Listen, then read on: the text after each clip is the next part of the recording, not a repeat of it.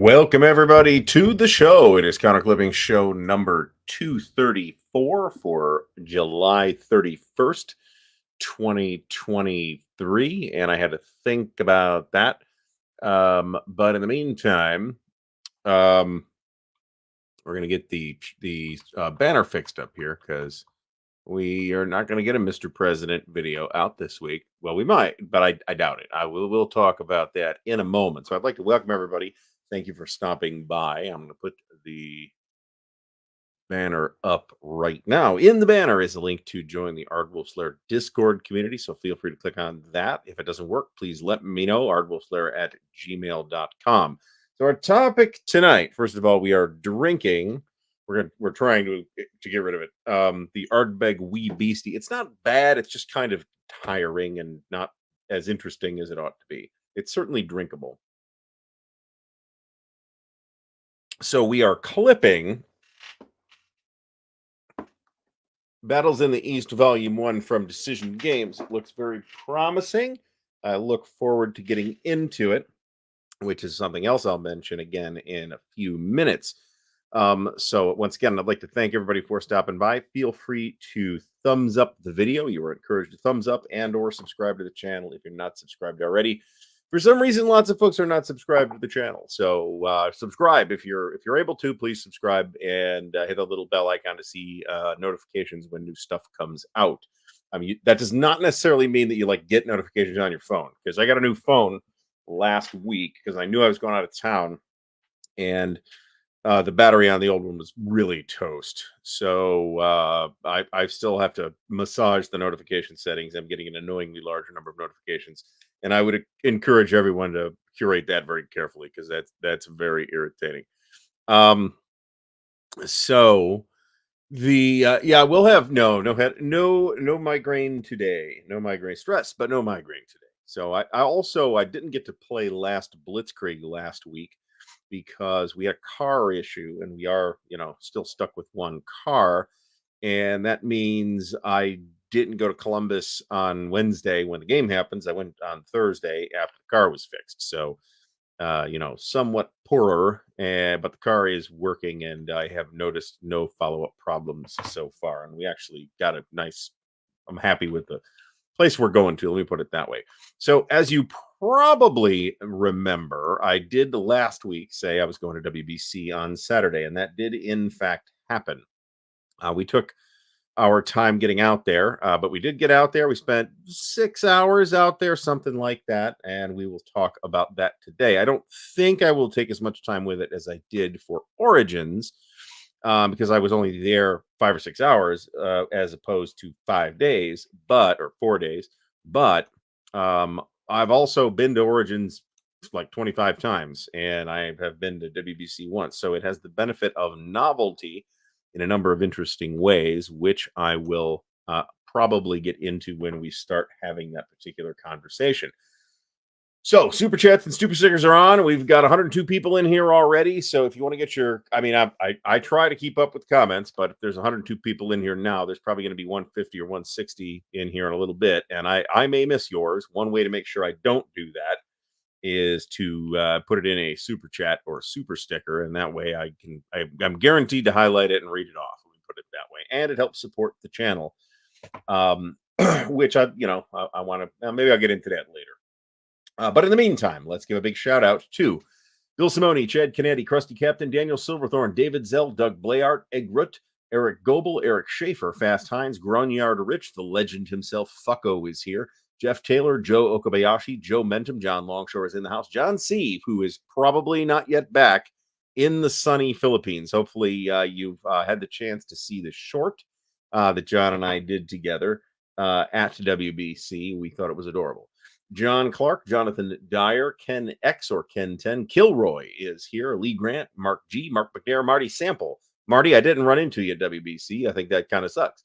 McFud Pucker, Michael Welker, Palmer Eldritch, Perry Sparopoulos, Scott Bell, who I did get to meet at WBC. Scott, thanks for saying hi. Stacking Limit, Command Tent, Thomas Blessing, Tim Greenhaw, Todd Cox, Tony from Tony's Board Life, Vicky, welcome back to the show, Vince Ree, and William Aarons. I apologize if I missed anybody, but that is the way that YouTube feeds me the people. So, and John from Half Ass Gaming. John, welcome back. Always good to have you here.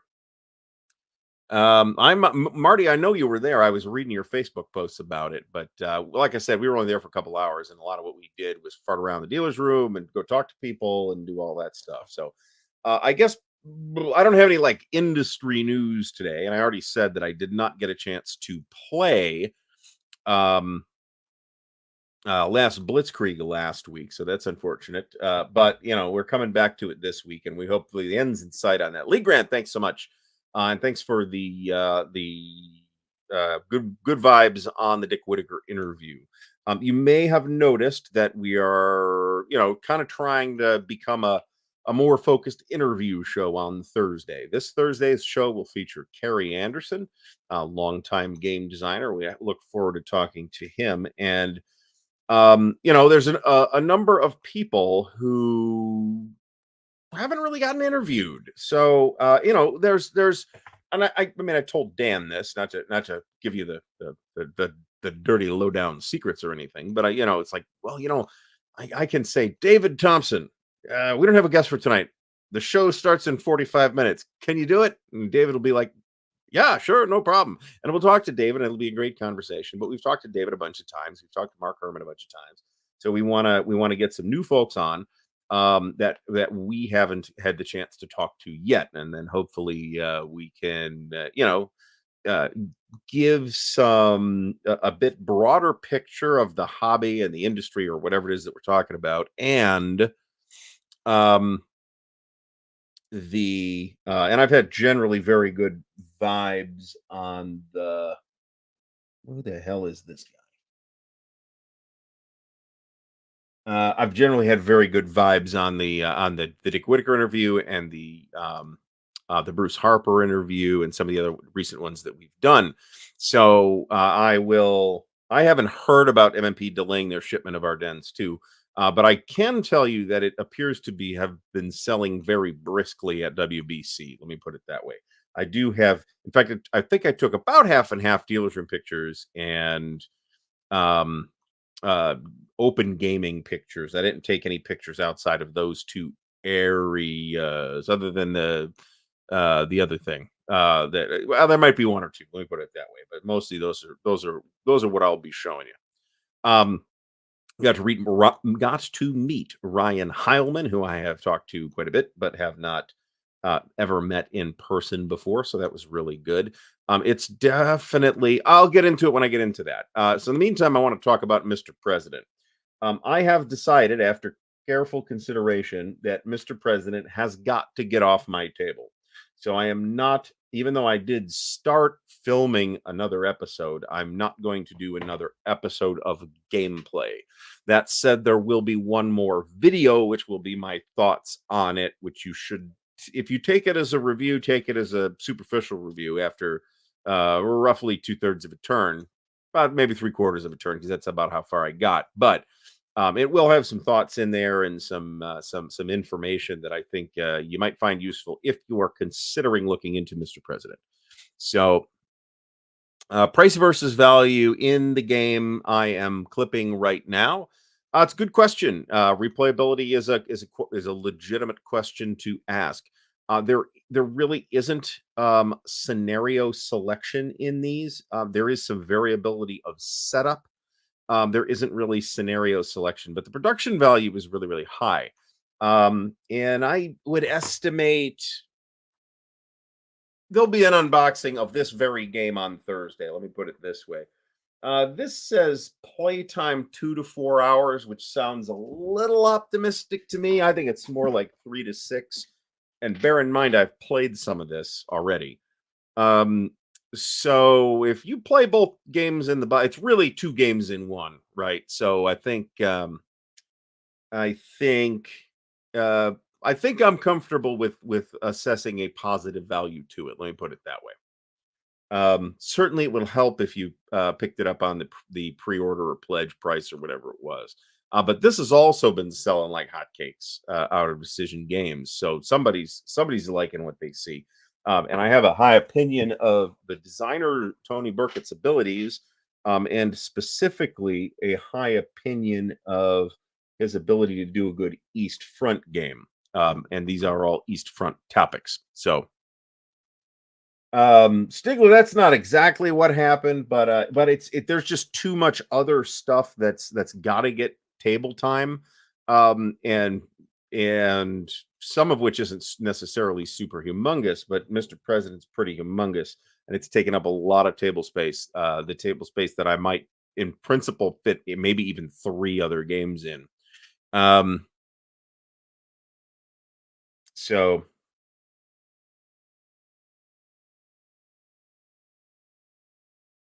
um, so Roger, I would not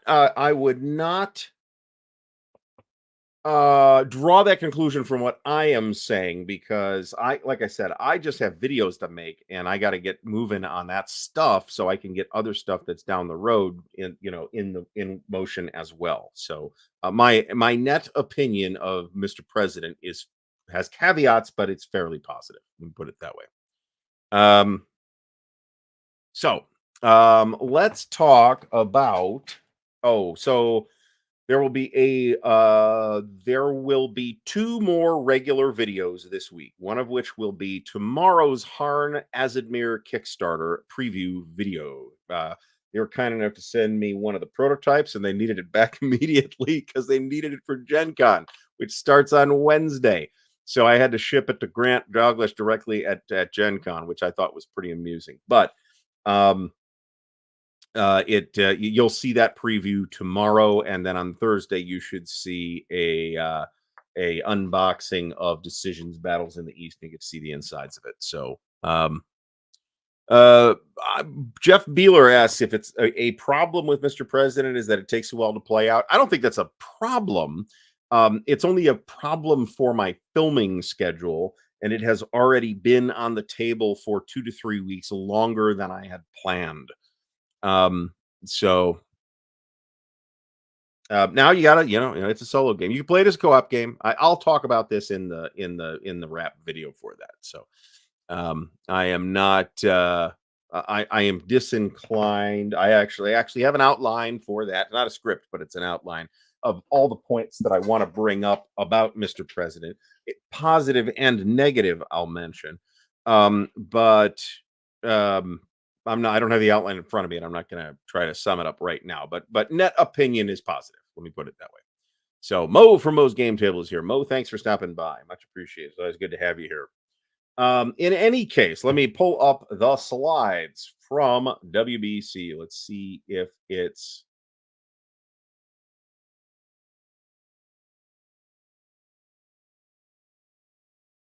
okay. Why is that not working? Hold on a second.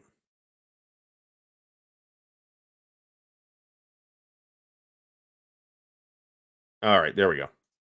There we go. Okay, so among the vendors that were there, so the location itself, I'm going to talk about this. It's at the Seven Springs Mountain Resort in Seven Springs, Pennsylvania. Okay, so for drive purposes, this thing is about 2 hours and 45 minutes away from me. But bearing in mind that there is about $20 worth of tolls, $2 of which are on the Ohio Turnpike, and 1750 of which are on the PA Turnpike, even though you are only going maybe a quarter of the length of the PA Turnpike, maybe. Okay, the PA Turnpike runs a long way. So that aside, the alternate route would take you through Pittsburgh instead of around Pittsburgh, and would add about an hour to the trip, barring potential traffic complications in Pittsburgh. Now, this place, as apparently every place I go in Pennsylvania, it is out in the middle of actual literal nowhere. Okay. So it's not like you're probably 10, 15 minutes off of I-76, something like that. Maybe slightly less, but not much. So it's a decent drive just to like get to a McDonald's or whatever. I didn't even notice that there was anything up there. So lots of folks who are there, and especially those folks who did not drive, are going to feel kind of trapped at the resort. And there are multiple restaurants at the resort, but they appear to have limited hours. and they are fairly expensive. Now, the one we ate at was the quote unquote cantina, which was same idea as Chipotle, except less good and literally three times more expensive. Um, so it wasn't terrible, but for $22 for a burrito bowl and a drink, um, I think my expectation would be just a wee bit higher. So there's that. Um, so you're kind of stuck eating there unless you want to make a field trip to go eat, right? Like I said, it wasn't terrible. There's a bunch of options, right? There's a pizza place, there's a sandwich place, there's this cantina that was acceptable but expensive. There's a couple of other things if you want to eat like Chinese food. I don't know where you're going to go and where that is. So, best of luck on that. You might have to drive to Pittsburgh.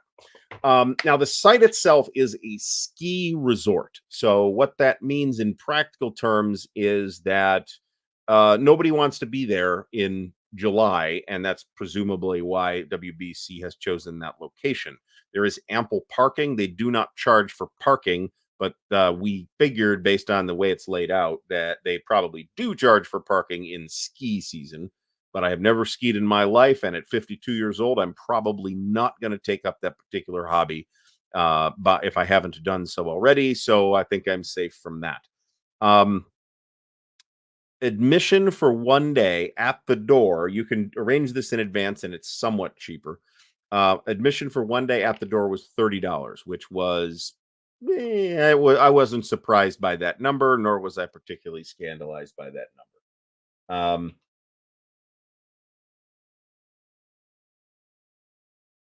Hmm, Trying to figure out what the iconography means on some of these counters. Anyway, John C says there's no place for Chinese food there. There's an ice cream place, everybody likes ice cream, right? So there's that. And you're not like close to anything. That's the thing. If you're in Tempe, for example, you don't have to eat at that restaurant. You can walk across the street to whatever. Because you're in like the middle of civilized territory. Here, no, there is no civilized territory. They had the ski lifts running, and I wasn't clear why. There were some people even riding them. I don't know if they were testing them or they were just people like going up, taking the thing up to the top to sightsee or what. But um, that was interesting. You know. The resort is also very spread out. It's in kind of this sprawling building with a lot of little hallways and corridors, and there's little rooms off the corridors. And most of the many tournaments that happen at WBC happen in those little rooms, including some of the wargamey things. Um, you know what though, Stigler? Where was that in Gettysburg? Was that like in downtown Gettysburg, or was that like out in the countryside somewhere? I don't know. I don't know if this is true or not, but I hope that it is. Um, because who doesn't want fries on their salad, right? I mean, why would I eat a salad if there were no fries? So thank you for subscribing, much appreciated. And we Ooh, Ji Ying Yun. I forget. I didn't see it, and I had to take time to figure out the Chinese pronunciation. So I apologize. Thank you for subscribing. Much appreciated. Um. So anyway, Stigler says they were about a mile, half mile due east on York Road, but they go into town to eat. Yeah, but that doesn't sound too bad. I mean, I'm sure there's something to eat there at least, where you're not a captive audience. Is I think what I'm trying to say with that. All right, we got the Germans for one of the two games done. So let's see how well these pack. We're going to be okay. And one GMT tray will fit handily in the box with the mounted board. So one of these German visions, not sure. Presumably it's a core, actually. Is pretty big.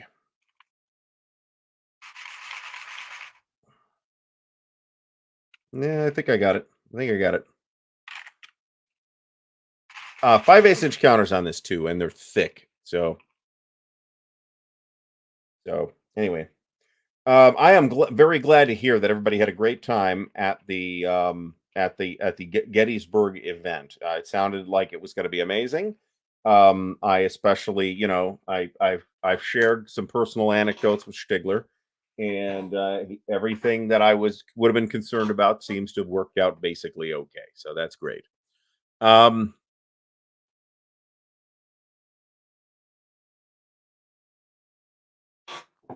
anyway, oh, so the combat table was left out of our dens too. Hmm. Quality is job too. Remember. Anyway, back to this. I don't know what's going on with this thing where it doesn't want to come back. I'm gonna have to represent again. This is not a problem I ordinarily have with StreamYard. Okay, so the event itself is very spread out over this kind of huge sprawling multi-story building, and in addition to that, there are a number of like other buildings in which stuff happens, including eating and gaming and the vendor hall. So you kind of got to like walk outside and walk down just a little ways to get to the vendor building, and the room therein is not tiny, but it's not super big. I didn't count the vendors, but I felt like there was about 12 vendors there. Now, the picture you're looking at is from the Blue Panther booth. Blue Panther had a big central positioned booth. They had some fairly a broad selection of the many things from the many publishers that Blue Panther works with. I was surprised to see something from Red Sash Games here. The price on this Charlie's Year, this actually looks quite interesting. The Last Jacobite Rebellion. It's a pretty big game. It's like six count. I mean, it's print on demand, right? But it's like four maps or something like that, and six counter sheets. So it's as like print on demand games go. This thing's huge. It looks very interesting. Red Sash Games. This is something that I will take a look at. John Longshore asked, "Did anyone get a envelope from Compass that says errata counters, which says Boer War?" I haven't lately, but I have in the past. I can tell you that. Um, Eric Goebel is hopeful for an event at Chickamauga. That's theoretically drivable for me. Of course, theoretically, so is Gettysburg, but that'd be cool. That'd be cool. I would seriously consider. Um, this is not official news, but if you have an issue or a concern with errata counters from Compass, email sales@compassgames.com. That's Bill. Bill answers that email. He'll take care of it. He might not tell you he's taking care of it, but he'll take care of it. So apparently, Red Sash Games is still around. They're printing on demand. All right, so moving on. Now, this is where we kind of segued into walking around looking at various games. There is a wargaming well, let's not call it a wargaming space because there's kind of war games all over the place. But there's a groggy space that this was not in. Most of the groggy space is this isn't really true. There's a bunch of non-tournament stuff in that grognard space that is above the rest of open gaming, but there's still wargaming happening down in open gaming, and there's wargaming happening all over the place. Lots of old classic Avalon Hill stuff still getting played regularly, not all of which is war games. I mean, there's still like a win, place, and show tournament, for example. I'm not sure. Yes, so back room. I don't know if back room is the word I would use. It's kind of the front room, actually. It's kind of the easiest place in the entire facility. Now, maybe they moved it around. I don't know. It's kind of the easiest place in the entire facility to get to from the parking lot that we parked in. And of course, that meant we walked past it at least twice before we actually located. Oh shit, this is where everybody we're looking for is. Um, there's like a main entrance, and then registration is off the main entrance. And if you keep going, you get into the kind of big open gaming area, and the grognard space is upstairs from that. And yeah, there were some big war games in there. There was off that. Well, we'll look at the pictures because I got pictures, so we'll get to it when we get to it. And the GMT booth did have a copy of Jaws of Victory. I don't know if it was more than one or not, but they did have a copy of Jaws of Victory when I was still there. Um, yeah, I don't know what the main game. I don't know. So, I mean, one of the things that we found was that there's a map, but like the names on the map aren't necessarily on the rooms. So you kind of had to figure out where you were on the map and then kind of extrapolate it from there. And there's like three levels of map, but they're not like floor one, floor two, floor three. They're kind of different parts of different wings of this big building. So, Mo, when you were there, was it still in Lancaster or was it in Seven Springs? So I don't know if it's behind it. I don't know. I don't know, but it's upstairs. So I think we're probably talking about the same place. So what this is Great Campaigns of the American Civil War, and they were playing the Pipe Creek scenario as their tournament scenario, a scenario that I have not played, by the way. So obviously I got to get to that. And we did talk to the fellow running it for a while, and he spoke very highly of this particular scenario. 7-turn scenario, I believe he said. Mo confirms that he was there in Seven Springs. All right, but I didn't get a lot of different pictures of any single item. This I might have a couple of these. I couldn't get a really good glare-free picture of this. This is the last chance for victory. This was being played by a couple of fellas that I knew, and they had a good time with it. I think they called it a Confederate victory, and they had some struggles with the rule book. Um, and I've played Line of Battle, and I won't say that we found the rulebook crystal clear in all respects, but we didn't have any major issues with it either. So it does look like they had a good time. I do know they reset after one day too because they had screwed something up. So, but it looks like they had a good time with it. This is an a prototype, pretty good looking prototype, I might add, of an in development game from former OCS series honcho Curtis Bear and Forrest Webb. I don't know if they're one's designer, one's developer, or they're co-designing or what, but they were both there and we talked to both of them. Looks pretty neat. This is Normandy specifically. It's exactly what it looks like. And it is called, at least at the moment, I wouldn't take this to be the final title, the Theater Command System. It looks like it's got some blood of OCS in it, but it also looks like it has some blood of the Mike Resch 1914 World War One system from GMT, which I found very interesting in the brief mechanical explanation that Forrest gave us. So I will be keeping an eye on this, not least because friends of mine are working on it. So there's that. This is, I didn't get a ton of pictures of the World at War tournament, and I think they had 5 tables running, something like that. Their attendance was down from what it used to be pre-COVID, but it was up from last year. That's a trend I would expect to see continue. Um, yeah, I think they were just noodling with this though. These are the same guys that were playing Last Chance for Victory, so I wouldn't be willing. It's thick plexi, right? Right. We like thick, robust plexi. Now these guys all like to magnetize their stuff, thus the cookie sheets. But seeing it in practice, actually, it made a lot of sense. You can certainly get a lot of I mean, assuming you don't mind storing cookie sheets in your game room, you can get a lot of counters kind of packed in a customizably organizable way into a relatively small amount of space. Sounds like they had a great time. We talked to a couple of the World at War people. I talked to Bruce Harper again for a while. We're probably going to do a follow up show with Bruce. Actually, Bruce would love to do that, and I'm game for it. So be happy to facilitate that. Um, World of War is a game I've played Advanced Third Reich, and I've played the War, which I would consider a cousin.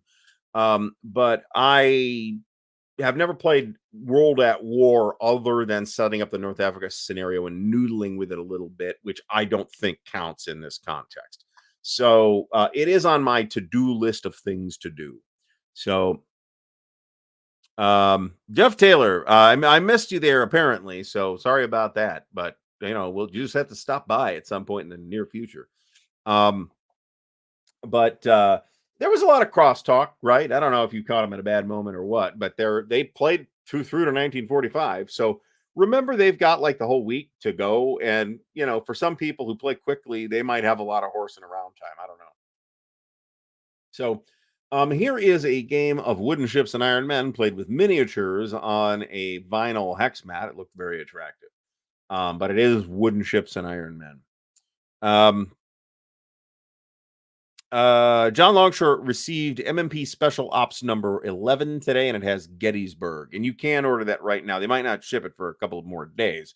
Um, I thought about buying um, the new Special Ops, and I didn't because money was tight, and I overdid it again by one game. At least it wasn't $100 game this time.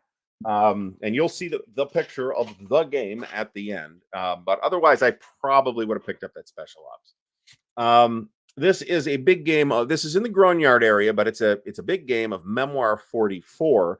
Now, Memoir 44, if you don't know, is a Commands and Colors family game, right? And I like Commands and Colors, and I think Commands and Colors generally works really well. However, I have played Memoir twice, and I had a bad experience both times.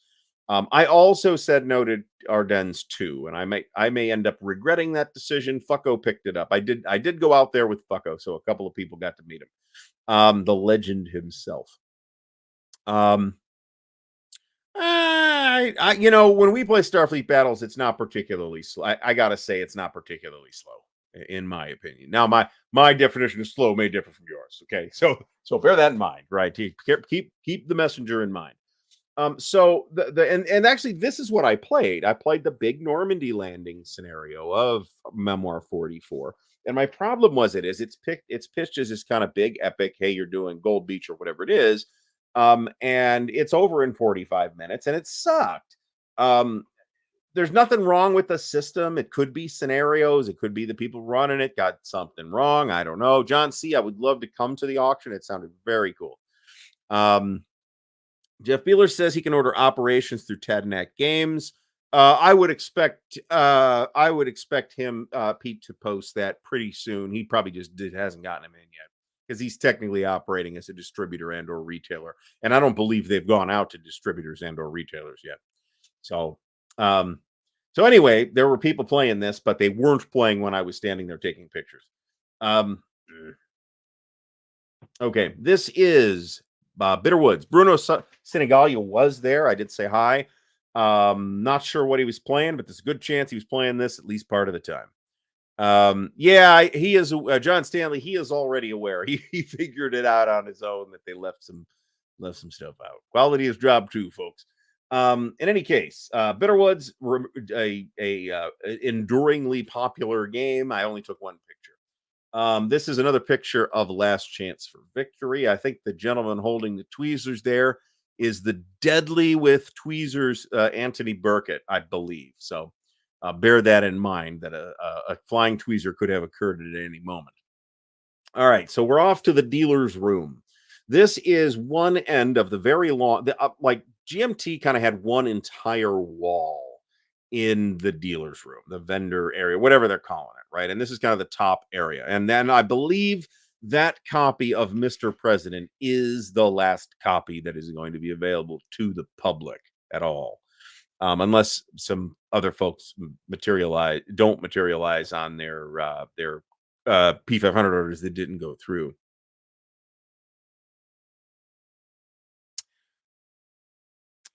We don't have this either, Perfidious Albion. We do not have the rules debates. We ask Lee Hanna what we're doing, and he tells us, and that's that.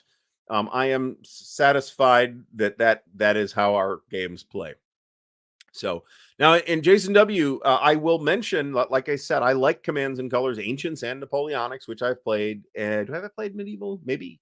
Um, there's nothing wrong with the basic system. I would imagine that they all work basically fine, and that it's driven by topical interest, blah blah blah. But in my two specific Memoir 44 experiences, it did not work for me. Then again, I hooked up with some local gamers that worked out really well.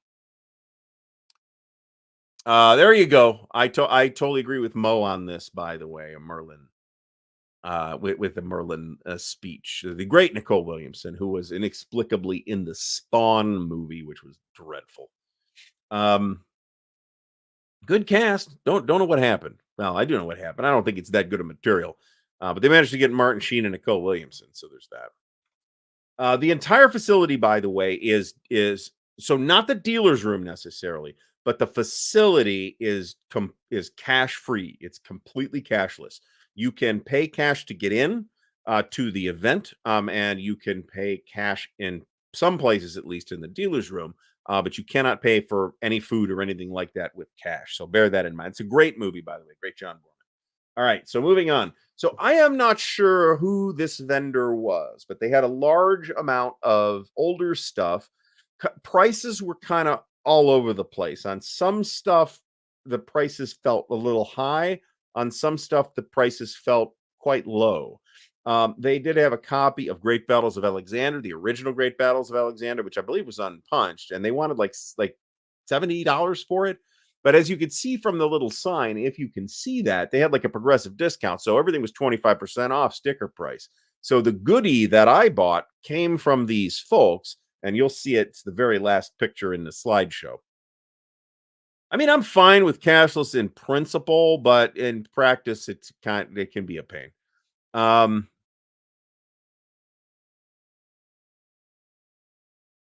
Now I got to look at this picture.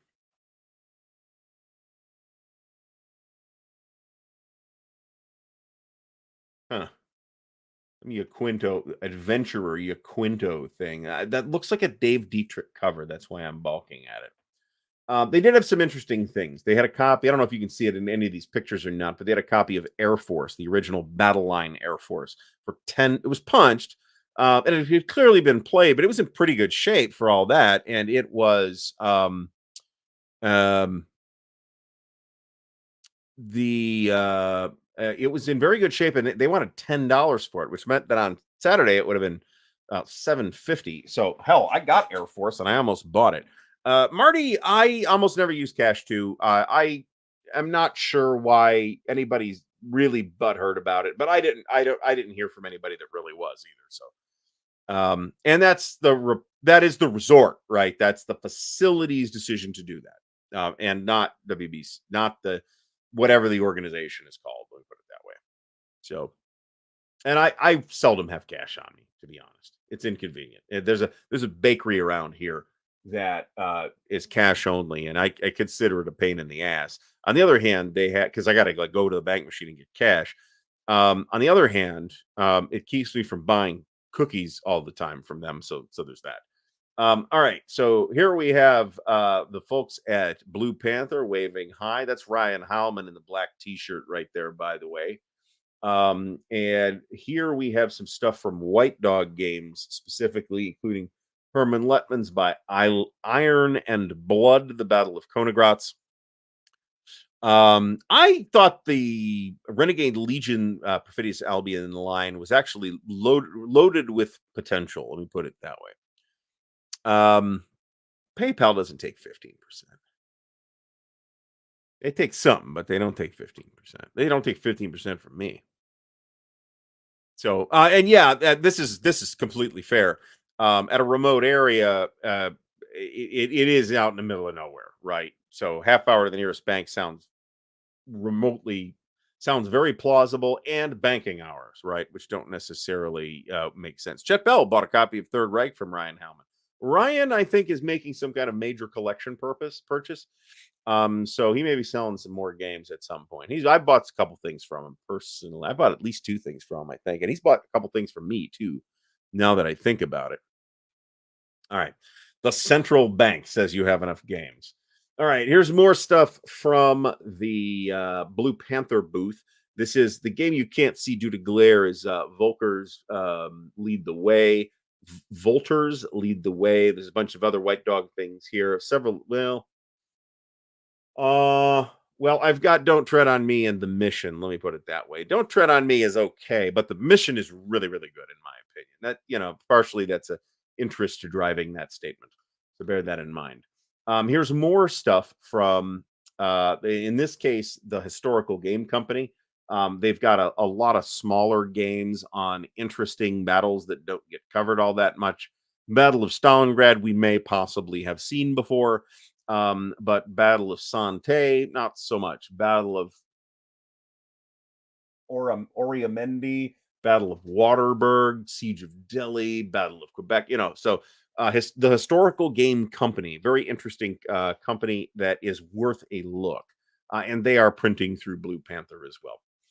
Here's stuff from Hollandspiel. I was a little surprised that there was this little from Hollandspiel, but bear in mind we were there on Saturday, so maybe they got cleaned out. I don't know. I kind of have decided that I need both Aurelian and Stilicho, and possibly Agricola as well. But otherwise, I've got a couple of these already. Yes, I've got a few of these. I've got This Guilty Land. I've got Wars of Marcus Aurelius. I've got Nicaea. I've got the Vote. I think I still have Table Battle. So there's some interesting things from Hollandspiel, regardless of your the level of your wargaming habit. Let me put it that way. Here's some more, including Kaiju Table Battles and Ryan arguing with somebody about something. Academy Games was there. Uva was Uva-ing across that area for part of the time. I did not get the chance to say hello. We were kind of in and out. Uva's always talking to people, right? And I hate to interrupt. I didn't ask about Lucky Little Luxembourg. I'm not sure that was a White Dog print. This is the game with the map laid out here is Mare Nostrum, which sounds like it's something I might in principle enjoy, but it's kind of expensive and you'd want the add-ons and all that other stuff. So I haven't really taken the plunge on that. Freedom, on the other hand, I have played, and it is a terrific game, and it is, in my opinion, the best thing Legion Academy Games has done that I have played, and I haven't played that many of their games. You'll see that in a minute, Mo. That's on the other side of the booth. There's a lot of individual pictures here. Now, another thing that I've been looking at is specifically this Starship Commander solo book game from Worthington. Worthington was here too. There's more pictures of them coming. But then I realized, I can just buy it from Amazon and I'll pay tax on it, but I don't have to spend the money here today. So, okay, here's Worthington. You can see copies of 1759, Siege of Malta, Soviet Dawn, Levee en Masse, the Hidden Strike, American Revolution. I don't like the name Hidden Strike. I don't know what it means. It's too generic. Here's Uva talking to somebody. I didn't even get the chance to harangue him about this copy of Stellaris is for sale, right? It was not. So they did have Vikings, yes. And here is Stellaris. It does sound really cool. I gotta say, it sounds very promising, and I will definitely investigate it when it is available. But I didn't get in on the Kickstarter. Now, this is the kind of entire wall of GMT here. This isn't even the entire wall of GMT. This is the rest of the wall of GMT that's not in the other picture. So there's a lot. This is Worthington as well. D-Day to the Rhine, Archie's War, Tarawa, 1943. The Tarawa game in particular is supposed to be really good. Malta Besieged is over here. Band of Brothers games, and some other things that I'm less familiar with. Here's John C. Not in the Sunny Philippines. Here is more stuff from GMT. So as you can see, they did discount to some extent on most items that weren't brand new. Although I think, that Next War Poland is the second edition, and they did have the brand new stuff, including North Africa 41. But I got one coming at whatever time, so I wasn't going to buy another one there. From what I'm hearing about Stellaris, it really does sound very promising. While I have not kept a really close eye on it, and I didn't back it as like a pre-order, John C's been here for like a month and a half, man. I don't know if he wants to tell you about it or not, but he's been in the US for some time, for several weeks, I believe. And he's still got a couple of days before he goes home. So some of this stuff is discounted. This Wing Leader stuff discounted. Tank Duel Pack might be, I don't know. But Next War Poland was not. Here's some other stuff. These prices I didn't check. These prices feel like discounts, maybe not on World at War. But I have all this stuff that I want, so I was good. We did have copies of Thunder in the East. There's your Jaws of Victory for $100, plus Fields of Fire with the old breed for $65, plus a bunch of games from a variety of other publishers that GMT carries. Behind that rack, I'm not sure if I got a picture of them. There's a couple of Hexasim games as well. Here is Multiman Publishing's area. They had a good sized area as well. And again, I think several of these vendors got cleaned out pretty badly by the time we got there on Saturday morning. We were there shortly after the vendor hall opened. They did have a big sale on GTS, and the prices specifically on the Greatest Day and Race to Bastogne were excellent. So Fucko picked up Race for Bastogne, which somehow he didn't have already. And my situation with Multiman is very much similar to it is the way it is with GMT. I have basically everything I want from them, except for new stuff that might be coming out. So should have thought about North Africa, but I didn't. It's too late now. So here is some ASL stuff. Did I get a picture of the GCACW stuff? Here is some Civil War stuff. Some more ASL stuff. Did I not get a picture of the GCACW stuff? So right there to one side is the GCACW stuff. They had Atlanta is Ours, and I know at one point they had Stonewall Jackson's Way 2, but that sold out.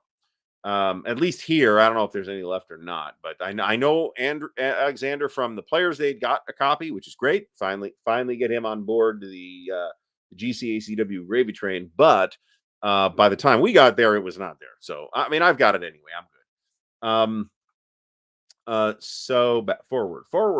Okay, so here's a variety of Ziplocked items. They're not really Ziplocked, they're cellophaned. In this case, it's all ASL stuff, and over there is the magazine rack with those same 2 issues of Operations Magazine that they've been trying to unload for years, plus the last several as well. I do need the last 2, including the new one. I need the previous one as well, plus some International Series Games products. Here we have the other side of the Academy Games booth, including Conflict of Heroes. Here is the whatever this series is called, but you can see they got. Well, I don't see Vikings here at the moment, but they had it. I can tell you that. And I've played 1775, and I liked it. So it's kind of well, I think it's fair to call it a war game for Eurogamers. If you know, there's an inverse to that as well. So, Decision Games is some kind of show sponsor. I don't know exactly what the relationship is there, but instead of being in the vendor hall, they're out in the hallway between registration and open gaming, which means they're packing it up every night, which means when we got in there, we saw the big Decision Games sign and we're like, fuck, they left. But no, they just packed up for the night and we're setting up by the time we wandered back through there. So I did have a very pleasant and productive conversation with Doc, and got some pictures of their area. Now this includes a bunch of Decision stuff, plus a bunch of Legion War game stuff, plus a bunch of Revolution Games stuff, which we will be talking about Revolution Games shortly. Well, whenever we get done with this, there can't be that many more pictures, right? Here's the other side of that rack, which is more Legion War games, plus some Der Weltkrieg stuff, and a couple additional Goss games. Some fine haberdashery is in evidence here as well. Ted Racer's book, Crowns in the Gutter, which I didn't realize was published through Decision Games. They had this spinner rack of minis and a rack of Ziplocs from a variety of publishers, including Revolution Games. They had a bunch of magazines. There's Doc, pleasant as always. Strategy and Tactics and World of War magazines. They're selling these poster maps as well. They also had this shelf of miscellaneous stuff. I believe this is from the Desert Fox Games collection. There is actually some interesting stuff here, including The Cossacks Are Coming, which is interesting. There's also a copy of Le Vol d'Aigle, the Flight of the Eagle, the game by Didier Rouy. That's basically like a modernized Napoleonic Kriegspiel. It is super interesting. However, the one that they have is the one that I have already, or I would have bought it at Origins, frankly. And some miscellaneous loose things as well. This is the Gettysburg game that is in the new issue of Special Ops. There were people that were busting it out and playing it. Here's a game. This is from the big open gaming area. Henry Sikorsky, they definitely didn't bring it here, and I suspect that the answer is no. Or I'd have frankly bought it, because pretty much the only ASL historicals I'm buying are the ones that are in Stalingrad. I mean, if they redo Blood Reef Taro, I'll buy that, but I don't expect that to happen. So Um, so I don't know anything about the wire racks. So as Perfidious Albion mentions, this is absolutely true. I don't have 4,500 ASL scenarios, but I've got a lot, right? I've got more than I could possibly ever hope to play. So I believe it is.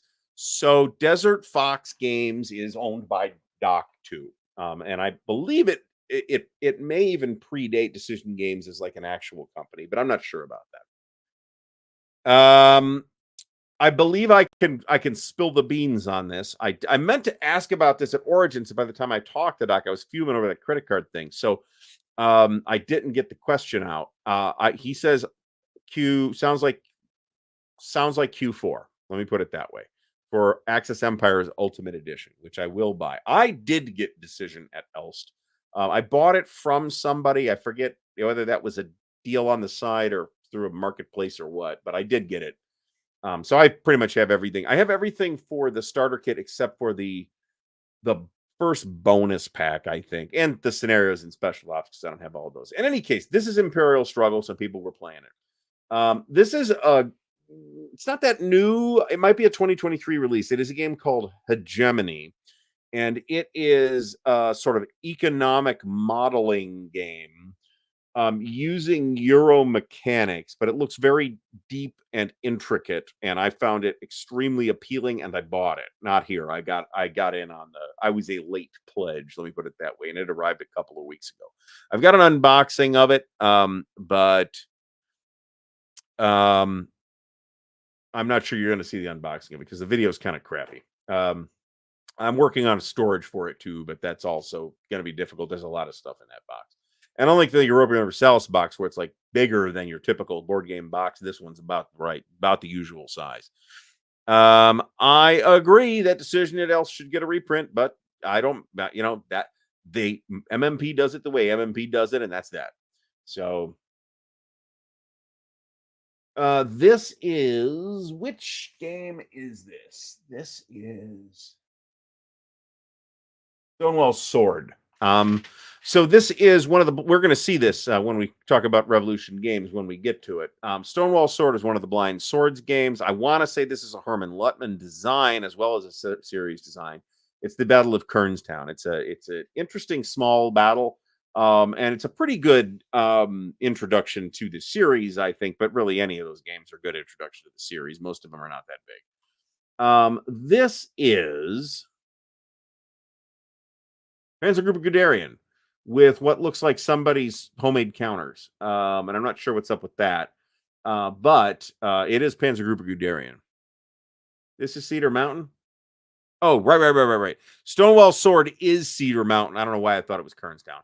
The Kernstown game is oddly enough called Kernstown. So you guys are correct. MMP does reprint stuff occasionally, but it is pretty rare outside of ASL. This is Banish the Snakes, which is a very attractive looking game. Let me put it that way. And one in which I'm not sure I'm interested at all. Although I do have a lot of snakes in my yard, so maybe I should play it, and maybe the snakes will be banished. I don't really have a problem with snakes. I mean, they're not like fucking cobras, right? They're just garter snakes. So I have no particular reason to root out the snake infestation. This is Conquest and Consequence. This is the Pacific companion game to Triumph and Tragedy. I was concerned that this was going to be dull. And I was very pleased to, when I played it, discover that it is actually very good and very engaging. I liked it a lot. So if you want like a sandbox, it's not really a simple game, but it's not super groggy either. And you could play Triumph and Tragedy in 5 hours, probably 4 to 6 hours. I would say is probable playtime. And I believe you can link these two games. So this is fairly interesting. Jeff says that he played Stonewall Sword and Siege of Orgun at WBC. I like the stuff from Revolution that I've seen so far. So, all right. So this is the Battle of White Plains. This is part of the Battles of the American Revolution series. Mark Miklos runs. I don't know if it's a tournament, although I think it is, at WBC every year that is fairly well attended. So, oh, and here's the last slide. So, this was the first of two things that I bought at WBC, and this is not a thing that I expected to find at WBC, much less for sticker price $60, but de facto price on the day $45. This is a thing that normally goes for well over that. Let me put it that way. It is a 1983 or 4 product from Chaosium. It's a fairly legendary RuneQuest supplement that was one of kind of a 2-volume set. The other one is Big Rubble. It is a boxed set. It is really nice. It is in really nice condition, as far as I could tell, because the first thing in the box is what's in the box. It's complete. I was delighted to grab this for $45. I took the picture when I got home, obviously. So that's the deal on WBC, pretty much. The other thing I bought was Storm of Steel from Decision, by the way, which is a game I had, but I didn't have the updated version, and the updated version really cleans it up a lot. One thing that I noticed, I felt like I noticed anyway, is I've been to a lot of Origins at this point, and I feel like the sort of average weight, I'm going to say weight, which is not size exactly, and it's not complexity exactly, but it's kind of a blend of the two, right? The bigger, heavier games. I'd say the average at Origins and CABS, the Columbus Area Board Game Society. Now, I'm talking at Origins about the people playing in the big board game area, right? So there are other heavier games happening elsewhere. Is generally way lighter than my preferences run to. And it's about the same at like the local CABS group, which meets every week, and at Origins in that big board gaming area. I almost said open gaming. It is kind of open gaming, but it's the board game area. It seemed to me, and partially, we were only there for a few hours. I could have missed stuff, but this, like across the entire convention, including in the tournaments and in open gaming, it seemed to me that the average weight of games felt heavier, like noticeably heavier. I didn't see anybody playing Hegemony, which is heavy, at Origins, or I haven't been to CABS in at least 2 years, but I didn't see anybody playing that at Origins, despite the fact that it was available at the time. I didn't see anybody playing Europa Universalis. I didn't see anybody playing that here either, but this would have been a good place for it, since you could spend several days on it. And it would take a few days. It's like a weekender type game if you play the whole thing with all 4 ages. So that was something that I noticed. It's really easy to like get lost in the facility, I felt, but we were just set into it for the first time, and maybe that's a factor. What we found, and I suspect that were I to hypothetically go back for the entire time next year, that I would basically go to the places where the food is, the places where open gaming is happening, the Grognard Room and the vendor hall, and pretty much 2 of those things are right on top of each other. So, and there's food like right across from the vendor hall too. So, you don't really need to know where every single thing is there, right? It's kind of like Origins in that respect, where it's big, it's spread out. The attendance number that I heard, which was not the final number, but it was like the Friday number or maybe the Thursday number, was like 1375 or something like that, by the way. So I may have thrown out some fancy 5,000 number or something like that, but if I did, I was full of shit at the time. So I do figure, I mean, it is kind of just a long corridor, right? And then on one end of the long corridor, there's a downstairs and a sub downstairs. And that's kind of the whole layout, right? It's I think people would get used to it fairly quickly. Now, if you're the kind of person that goes for tournaments and you're doing tournament after tournament after tournament, and I'm not talking about World of War, I'm talking about the typical tournament crowd at WBC. which is that you're going to go and play in 15 tournaments. Then you're going to be in those little corridors and tiny rooms off of those. So I'm not sure if it was the Foggy Goggle or the building adjacent to it, but we did go in there, and that's actually where the GCACW event was. So I do hear that the whole place closes down at basically 10 p.m. That's unfortunate, to say the least. If there's like no food and no drinks available after 10 p.m., and I'm not Mister All Nighter anymore, okay? But I don't go to bed at 10 a.m. either, 10 p.m. either.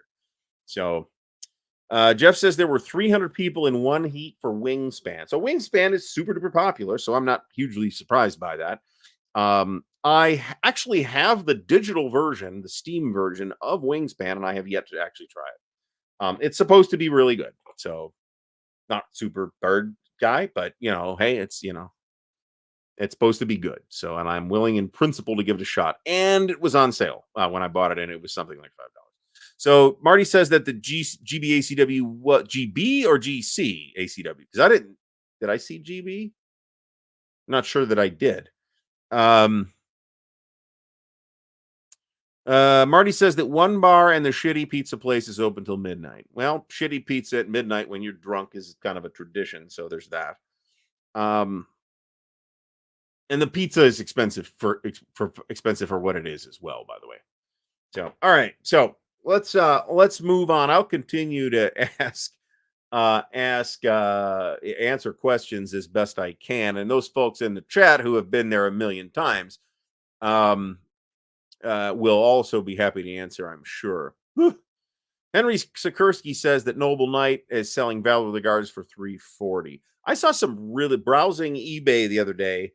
I actually saw some very respectable prices on various things from Noble Knight, but Valor of the Guards was not on that list.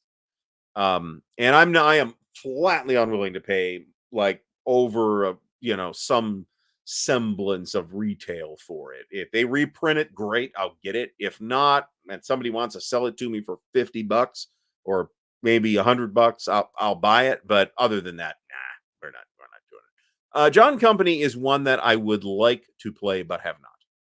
So, all right, let's see if screen sharing would like to work this time. I normally don't have any problems with this. I don't know what's going on with that. All right, here we go.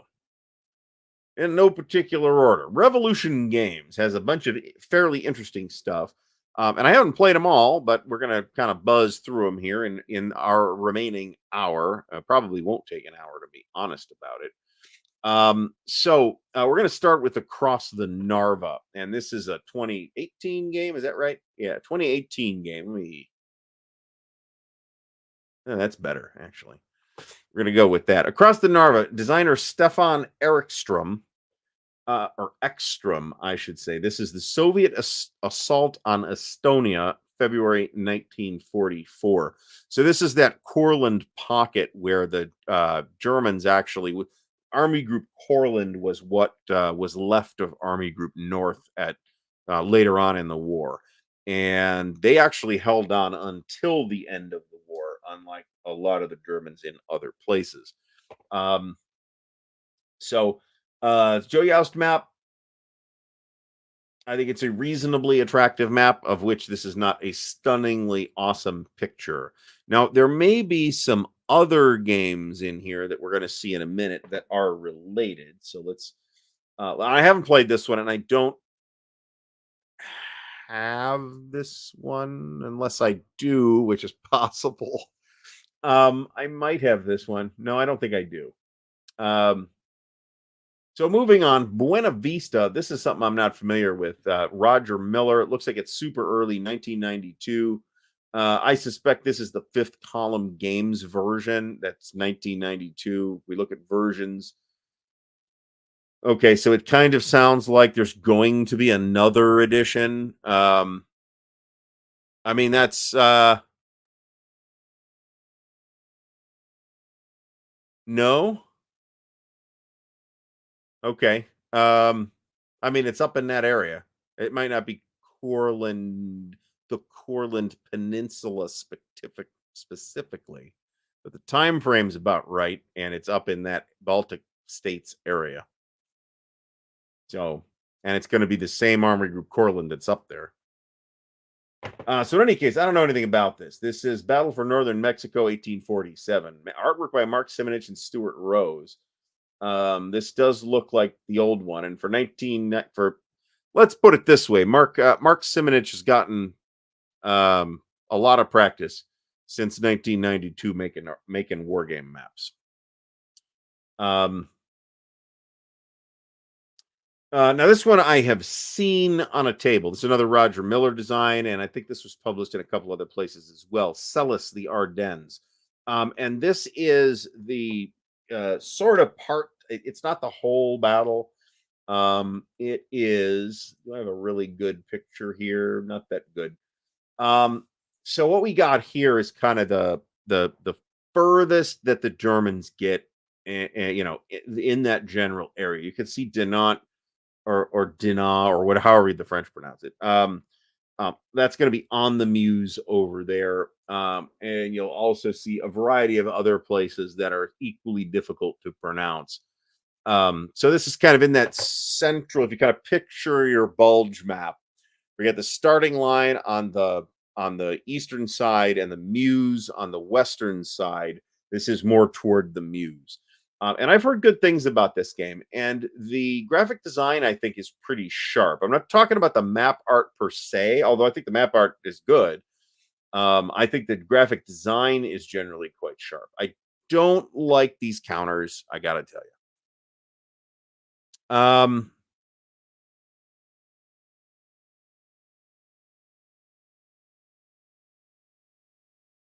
This may well be accurate, right? But so there is a point at which, and I don't remember what the date is. Okay, there is a point at which what's left of Army Group North is redesignated Army Group Courland. Okay, hmm. Courland is about 300 miles to the southwest. So that may have happened after that particular battle. That I'm completely prepared to believe. So Roger says that Courland is about 300 miles to the southwest. The coastal area west of Riga is the Courland. Picturing that in my head here. Well, I'm sure Roger's right. So let's move along. Anyway, I don't like these counters. I don't like this sort of modern art looking NATO symbols. I figure you either go with NATO symbols or you put silhouettes on it and call it a day. Those are a little weird looking, in my opinion. Now, that doesn't mean you should not play this game, but this is. I've never played a part of the bulge that doesn't cover this Vince Ree, but I've only ever played bulge games that cover the entire battle, so bear that in mind. All right, we're gonna have to wait on this since I've got to. Oh fuck! I've got to fit an entire half counter sheet in 3 compartments here. I think I can do it. I think I can do it. Celis is the pointy part of the bulge and has the British 29th Armored Brigade in it. Yeah, that makes sense. The Canadian Forestry Company is apparently not there. So there's that. I dropped a counter tray. That was the oh shit, by the way. So I'm not gonna pause the show to clean it up. But we may end up wrapping a few minutes early tonight because of that. In any case, moving on from Celis. Celis? Kellis? So this is Aris 1940. This is part of the invasion of France. And this is a game we've seen, a battle we've seen a number of games on. It's Mike Ranella game with Charlie Kibler art. And it is an area movement game. I don't know if this qualifies as an area impulse game or not, but that is a mechanic, and it does look like it is. That is a mechanic that Mike Ranella is known for. Vince Ree, I don't agree with this, but I think this is how it ends up working out in practice. Because most people decide the game's over before they get to the pointy part. So you're kind of right, although I don't know that that's necessarily designer intention. There are no cats in this part of the house, so thank God. The current tray organization thing is Imperium Romanum 3, by the way, which is what I'll be picking up. Fuck. Fortunately, not there's no real fortunately about it. It's gonna suck. Um, this is totally true, and this is what I mean. Like, right, even if that's not the designer's intent, this is how it ends up working out. Because most people, it's more interesting, at least if you're playing the Germans, to play out the opening, right? So maybe what a designer ought to do is just have a bulge game about the first 4 days, right? I actually think that sounds pretty viable, but some people might not like it because the our Americans are going to spend a lot of time getting kicked around. Maybe 4 days.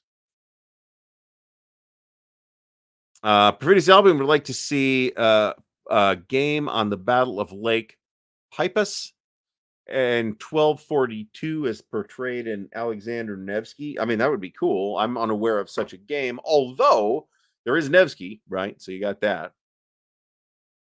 We're playing the Germans in the bulge right now, and we can always play an early scenario. That's true, and there's plenty of bulge games that have that, and there's games that have high watermark scenarios as well. So for that matter.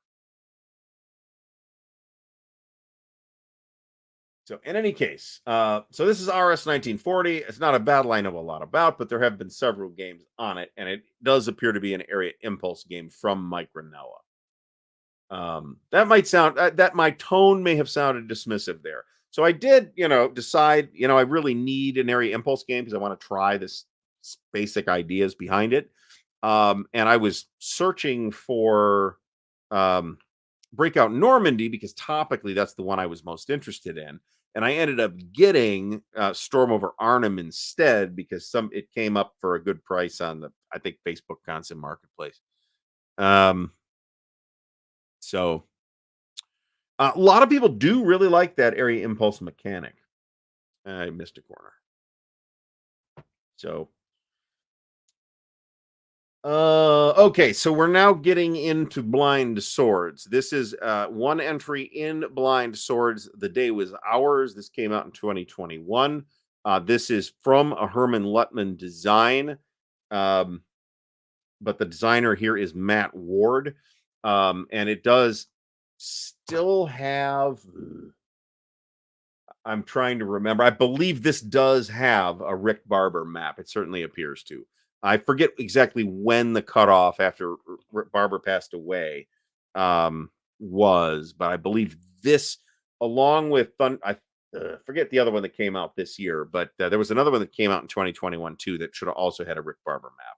And then I think the last one didn't.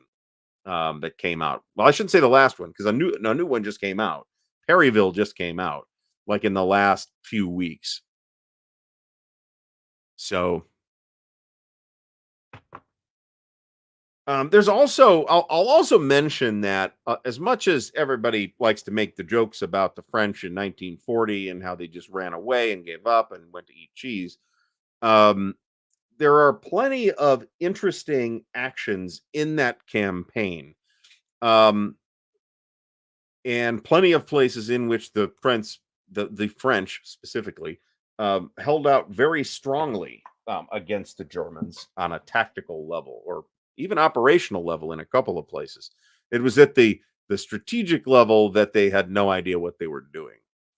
And these Revolution games tend to be available in, I don't know if this is universally true or not, tend to be available in both Ziplocs and boxed games. I actually tend to buy them in Ziplocs because I just throw them in a box myself. I've got like some custom boxes that I made for the Blind Swords games. I think I have enough to make another one now. And I'm happy to do that. I've in 1 2.5 inch bookcase sized box. It's those literature mailers. I can get 3 to 4 folio size. Maybe I shouldn't use the word folio, but small-ish games or modestly sized games, I should say. So I can pack them in fairly tightly. Unlike if I was getting them in a box, they're an inch a piece, right? I can't store them that efficiently individually. Um, and for anybody that's not clear on this, yes, I do like blind swords very much. The Deadly Woods. Now, this is another series game. This is the Ted Racer series that started out with the Dark. Maybe we shouldn't say it started out with the Dark Valley because that's not like that was Ted's first chit pull game. It certainly was not. But it is like kind of known. It's like cardinal feature was the chit pull system. I think that's true, but there's some details in there that that statement leaves out. Like one of the interesting things about the Dark Valley is the way that the chit pool itself evolves over the course of the game. And that was a really interesting facet of the Dark Valley to me. Now, what the Deadly Woods is they don't want to call it dark because it's not from GMT, but it's the Battle of the Bulge with Charlie Kibler art, map art at least. I think the overall graphic design might be Mark Mahaffey, but I believe the map. I could be wrong, and I'll be embarrassed if I'm wrong about this because I actually asked Ted at one point who the map artist on this thing was, and he did tell me. So I will be misremembering it if I get it wrong, but I believe Charlie Kibler did the map art on this. I'm happy to accept a correction if that's not the case. But it's a really attractive game, and it does kind of look a lot like Celis in a lot of the other graphic design aspects other than the map, which is why. And Mark Mahaffey did that for Celis, so that's why I say that this is the same. Um, this should be, well, I'm not telling you exactly what the scale is here, Wolf Dog. This is at least a very similar scale to Bitter Woods. Yes. So this should be pretty much regimental, I would assume. Um, if we look at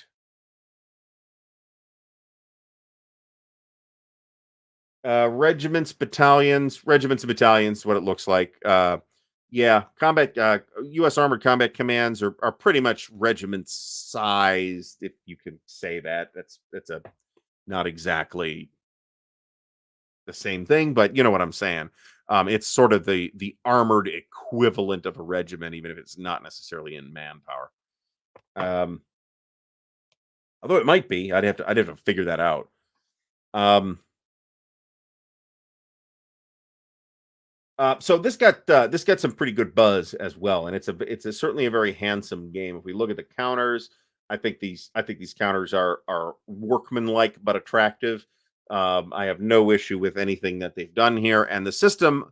The only game in the system that I have played, and I say system rather than series because I'm not sure the word series is right, but it is certainly like a family of games with shared mechanics, even where there's not really 100% overlap between the mechanics. I think these games are less similar to one another than, say, the Simonage Zokbon series. Let me put it that way. Nevertheless, they've all got that same sort of evolving chip pull mechanism, and the only one of them that I have played is the Dark Valley, which I liked very much. But there's several other ones now. There's the Dark Sands, which is North Africa. There's the Dark Summer, which is Normandy. And I'm probably forgetting one. And there's this one, the Deadly Woods, which is the Bulge. Now, I do kind of feel like I may have said some of this before. I mean, we did a show on the Bulge, and one of the questions that people ask whenever they announce one of these things is, "Do we really need another Bulge game?" Well, I mean, do you need another Bulge game? Maybe you don't, but somebody probably does because that game is probably going to sell. I am not sure I need another Bulge game on this approximate scale. Let me put it that way. But part of the calculus there is that I am just that damn happy with last Blitzkrieg and playing the Bulge out in BCS. Now, it's certainly not the only Bulge game I've played, although I haven't played as many as a lot of people have. But I'm really happy with the way it plays in BCS.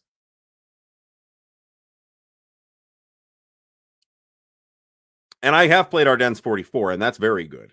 I can vouch for Ardennes 44. I am reasonably sure that this will play in a quarter to a half the time that Ardennes 44 will. I'm happy to be corrected on that, but that's my guess based on the sort of system flow speed that I've observed elsewhere. All right, next up is Death of an Army, Ypres 1914. This is a Carrie Anderson game. We'll be talking to Carrie on Thursday's show with Dan at 7:30 p.m. Eastern, and maybe we'll talk about this game. This is Ypres 1914, and brigade regiment level simulation of the battle. And if we look at the counters, I think these, I wonder who did the counters here, because these actually kind of remind me of Mike Resch counters. Does it say that? Edmund Hudson, Charlie Kibler. Okay. I'm probably just imagining it actually. But pretty nice looking counters, reasonably nice looking map. If you're interested in this battle from World War One, maybe this is a thing to look at. I do think that Jeff Phipps' series that started with Gallipoli 1915, and which will be continuing with Mons under new management from Compass, looks really, really promising at this approximate scale. Did I notice what size the units were? I see battalions and regiments and brigades. That's about right. Where the Jeff Phipps series is, I believe, companies. I want to say. The Avuka in 1914 looks very very promising as well. Especially in like the beginning of the war, there's a lot of fluid motion on the west front of World War One, and I suspect, although I have not studied this battle in any detail at all, I suspect that there's an interesting game here. Moving along, however, Eagles in the Sky. This was mentioned in the chat, and actually, I saw this at WBC. Decision had it, and I was a bit baffled by it because it doesn't really say that it's from Revolution Games on it. That I noticed immediately. Didn't certainly didn't stick out at me. So this is like a card-based boardish game about World War One dogfighting, I imagine. And last year and a half of World War One. Okay, that's nice. Got a bunch of different types of planes. Fairly nice looking game. Certainly, the box cover is. I don't know if it really shows on this picture, but I miss. I felt like the box cover kind of jumped off the shelf at me. Let me put it that way. So I was reasonably pleased with the box on this. Nobody's buying it for the box, right? We all know that. But I felt like this is a pretty good looking box. I don't know who did the box art. Does it say Mike Lemick, Mark Mahaffey? Mark Mahaffey's a very talented artist. This could be a Mark Mahaffey cover. I don't know. Does it say? No, I don't see it. Kind of reminds me of a Rocketeer look. Actually, there we go. There we go. I'll be reporting this on the news next week, I'm sure. Fury at Midway. This was originally published in Japan, I believe. And apparently this is a different, there's some changes to the game in this version. This is designer, I'm going to forget, Yasushi Nakaguro. And as we can see, there's cards, there's counters, there's a hex-based map. This all sounds good to me so far. But, but, I don't know. It's been a long day. Actually, what I get mixed up is the order, the north to south order that the Baltic states are in. I think that's my actual problem.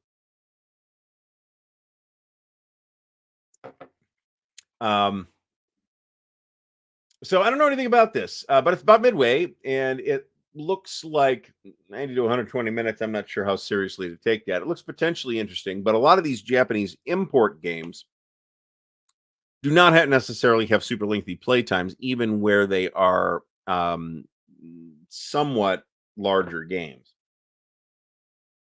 That's probably a blanket statement that'll embarrass me later, but so apparently over at Armchair Dragoons, you can find some coverage in the articles about Fury at Midway. Next is Gazala the Cauldron. This is another one that I have not played but have seen on a table. It's another one that is from Roger Miller. And it's about what you think it is, the battle around Gazala in 1942. So once again, I mean, it's a desert map, right? How good is it gonna look? I'm not sure. Monitoring Mike, I never thought of it that way, but two of them start with L's. So so that's a problem. I had a boss that used to live and work from Latvia at one point. Not sure what's up with that. I don't have that many Revolution games, but I have a few. We'll hit some of them here. I've got all the blinds other than the one they just released, which I just haven't had the cached order from yet. Um, I've got all the blind swords games. And here we are. This is the new one, in fact, Grand Havoc, Perryville. This is by Jeff Grossman. Artist is Edmund Hudson. And I'm not sure if Edmund Hudson is the fellow who did the last one or not. But I would say that this is an attempt to produce a map with a similar look to the Rick Barber look. I would say that. I'm trying to say that without being insulting. I'm not 100% sure I'm succeeding, but there you are. Um,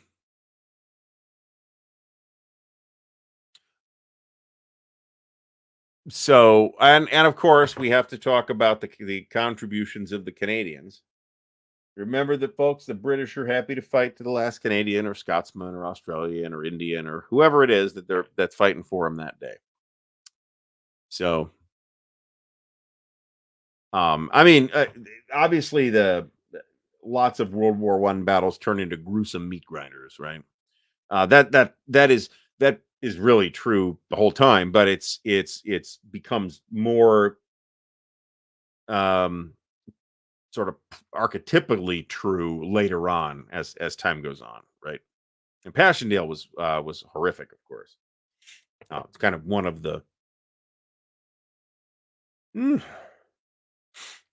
So this is an interesting question. Nordic Maelstrom is asking me if I'd recommend the Revolution Games ACW games if I'm already involved with GBACW.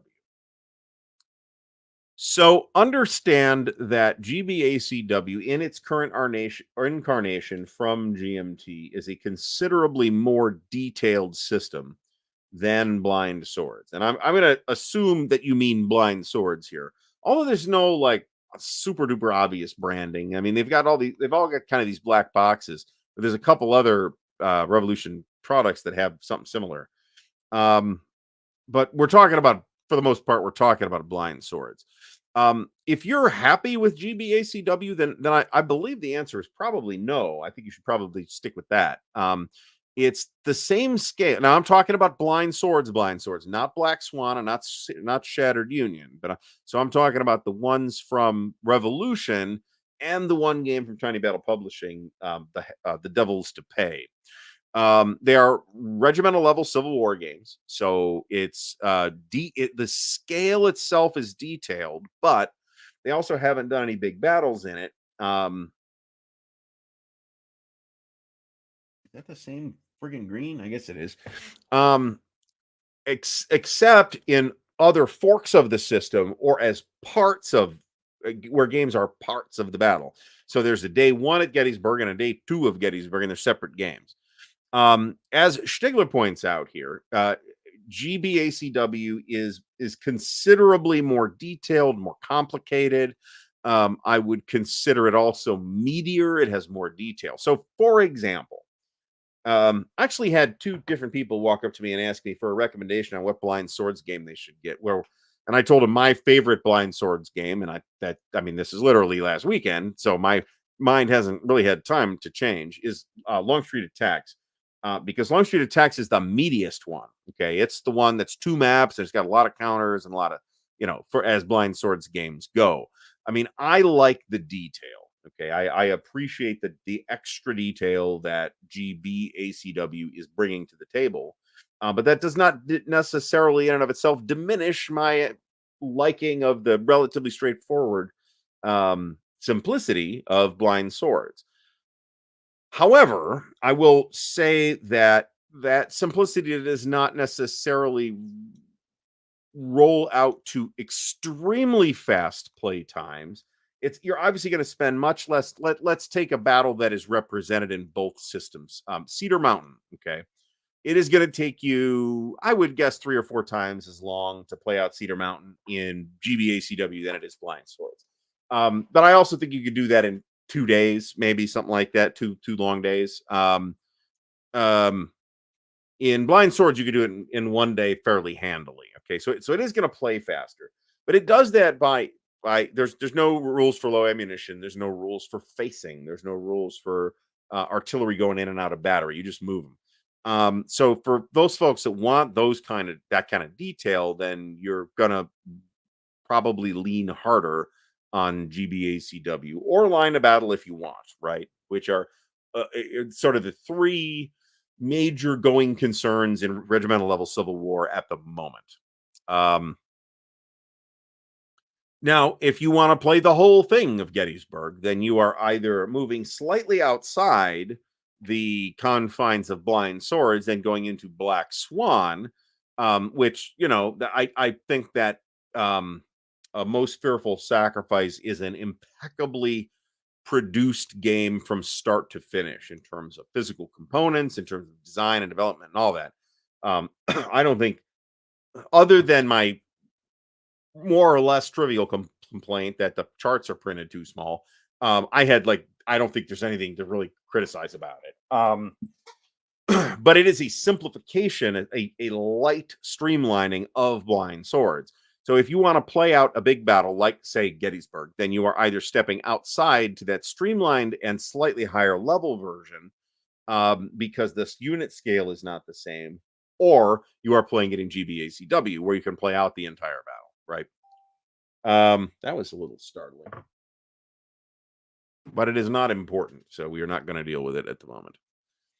Um, I like both systems. If you're happy with GBACW, then I see no urgent need to. Where I was going with the playtime thing is to say that, well, the playtimes of the Blind Swords games are shorter. It's not like you're playing out Cedar Mountain in an hour and a half either, right? It's not. Like a trivial playtime investment to play it out in Blind Swords. So it's quicker, but it's not that much quicker. I mean, it's a lot quicker, but it's not quick in the sense of, can you play out the entire game in 3 or 4 hours? I think that would be difficult. Maybe you could do it if you're super experienced and nobody's indecisive, but I think that would be difficult. So in any case, Perryville is the new entry in that series that just came out, Grand Havoc. Next up is Loading, Greater Victory, South Mountain. I do have this one, and I believe this was the last one that they did prior to Perryville. And figure out where this friggin' guy goes. Well, fuck it. We'll put him in here. Prior to Perryville, we got South Mountain. Now, South Mountain is sort of a run up to Antietam. My personally preferred introductory scenario for GCACW is actually South Mountain. I don't know if I have a great reason for that, but there it is. All right, can I actually get all these in here? I'm a little unconvinced. Yeah, I can do it. Steve Carey is the designer here. Edmund Hudson once again did the map art, and I believe the counters were done. And again, I'm happy to be corrected on this. I believe the counters are done by Charlie Kibler. They look like Charlie Kibler. They really don't. They don't have a specific Charlie Kibler look to them or anything, but they're really nice counters. Okay, so I got that to say. And I do have this one as well, but I haven't played it yet. The only system in which I have played South Mountain is actually GCACW, which is obviously a reasonably different experience. We are totally going to have to come up with a 3D printed counter solution for these things, by the way. All right. I don't know anything about this. Invasion 1066 Stamford Bridge by Norman Smith looks fairly small, but it is on a hex grid, and there's a decent number of counters for a game on Stamford Bridge, right? Yeah, this is. I assume we're talking. I assume we're talking about GCAC, GBACW here. Yeah, they got it. They got a dismount, and in fact, some games come with the counters for the dismounted cavalry, and some games don't. So, it would be pretty cool if I think one of the things that we said was that they're going to have the dismounted counters for the Confederate cavalry as well. So, I gotta agree with Brand on this. That the a game about the Norman invasion of England is done by a guy named Norman is interesting to say the least. Um, I agree with this, Stigler. This is completely accurate. All right. Did I just close a one that I needed? Hold on. Or no. Okay, this is another invasion 1066, the Battle of Hastings. Norman Smith. Okay, so um Edward the Confessor dies, and Harold Godwinson is crowned King of England. This is all inside 1066. But William the Bastard, the Duke of Normandy, has decided that he has a claim on the throne of England, supposedly because Edward the Confessor promised it to him when he was in exile during the reign of the Danish kings. This smells like bullshit to me. But in any case, once um, Edward the Confessor dies, William puts an invasion together and invades. Now, around the same time, Harold Hardrada says, "Well, hell, I don't know what's going on down there, but I could probably be the king of England. And hey, I'm Norwegian, whatever he was, Norwegian. I think Norwegian or Danish. I forget. Somewhere Scandinavian. In any case, they're the Vikings. The Vikings come in. The last great Viking king, Harold Hardrada, also invades England at the same time. So Edward, um, I keep want to say Edmund Ironside, and it's of course not Edmund Ironside. It's Harold Godwinson. Double times his army up to defeat the Scandinavians under Harold at Hardrada at Stamford Bridge, and he succeeds. And there's a um, uh, kind of cool exchange between them or between their messengers or interpreters or whatever. 6 feet of earth or as much more as he requires since he's a tall man. So at this point, William has landed, and Harold, there's two Harolds here. That's what makes it confusing. Has to double time it again back down to fight William at Hastings, and he gets an arrow in the face and dies. So that was basically the end of that.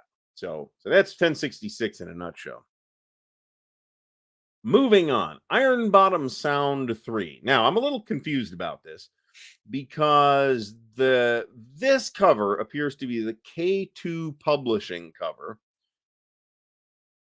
This is a Jack Green game, and I have heard mixed things about the game itself. We're independent of Revolution games or not. However, I believe this is my very favorite war game cover. It is great. This is a Roger McGowan cover. Just terrific cover. So I guess my question here is then, is there a Revolution Games version coming? Relaunch of Jack Green's award. I mean, it sounds like it, but there's no information on that here. So, like I said, I've heard mixed things about the game. So, you're gonna get this answer from Stigler. I don't remember. They can shoot over woods, but you'd have to look at the exact situation, and I'll let Stigler answer you. So, Hexy, thanks for stopping by. If I haven't said hello already. So, all right, here's another Blind Swords game. This is by Claude Whalen. This is Kernstown. I've got this as well. It's Kernstown, first Kernstown. Actually, it might cover both. Actually, it looks like it covers both. I haven't played this one either. It looks like it does cover both first and second Kernstown, actually, both in March and July.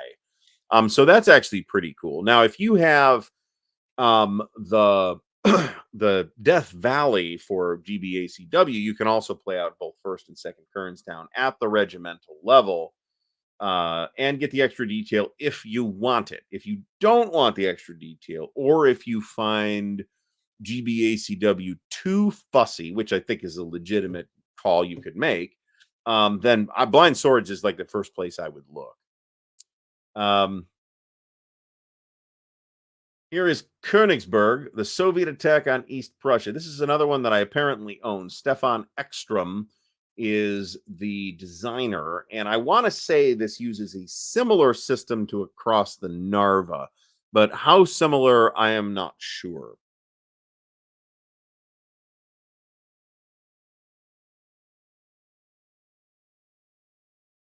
So there you go. You're doing it right. Remember, unless somebody's telling you you're doing it wrong, you're doing it right. So, well, that's gonna vary. We talked about that kind of scale consideration. What the elevation lines mean varies from battlefield to battlefield, right? Last battle, Ieshima in 1945. This is Operation Indispensable. I don't know a lot about this battle. Looks like we've got an area movement game. Is this area impulse? Doesn't say that. Oh, it does actually. So this sounds Micronella, area impulse. There you go. Not everything Micronella has done is area impulse, but this is apparently, and it's invasion of a Japanese held island in 1945. I think after we can say that the outcome of the war is basically decided at this point. So, yes, and if somebody's asking about this, let me fill this in a little bit. So, they are both GBACW and Blind Swords are chit pull system, but they're kind of different chit pull systems. So in Blind Swords, each formation will have I forget which, but it's a chit or two that will go into the cup. In addition, there will be a bunch of different like special ability or special actions chits that for each side that will also go into the cup. So you'll be drawing, and you might get a formation, or you might get a leader, or you might get a special event or action, or whatever they're called. Um, the special actions, I think they are called special actions, but I could be misremembering this. Really kind of because you don't have to play them right away. You may hold them, and they kind of play. It kind of plays like you have cards in your hand, which is why I thought it was very natural for them to just use cards in a most fearful sacrifice, which it does, right? I would actually consider making cards to draw instead of the chits. So, um, whereas GBACW, so at the beginning of the turn, bear in mind, um, there are I think it's our turns in Blind Swords. I could be wrong about that too. It's been a while. I do have playthrough video of Blind Swords on the channel. Look for Thunder in the Ozarks.